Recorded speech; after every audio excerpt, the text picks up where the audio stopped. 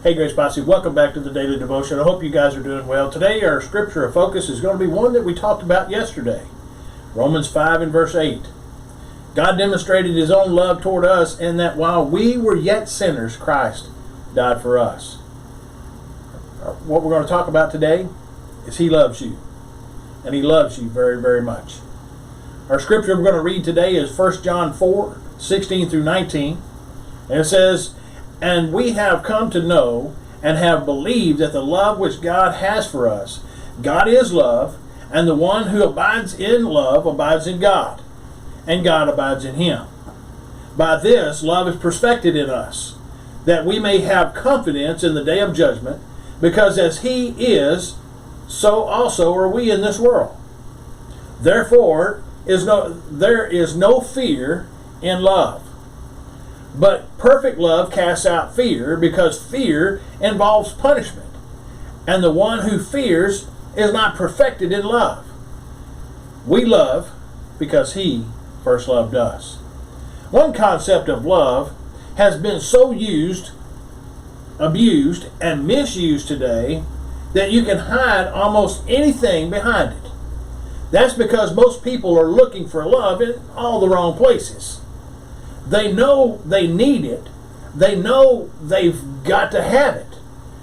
But where to find it and how do you know that it's authentic is another question. If you feel like that, I have good news for you. God is love. I know you've heard this before, but I hope the little phrase will take on some new meaning for you today.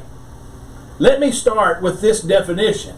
The love of God is his joyful self-demonstration to reflect the goodness of his will and glory by meeting our needs. The Bible is absolutely clear on this. There is no definition of love that means anything unless it is rooted in God. No matter how you define love, if it doesn't begin with God, then it's flawed. It will either be incomplete or imbalanced. But either way, it will be incorrect because God's character defines love. Love is not just saying words. That's rap. True love is always expressed.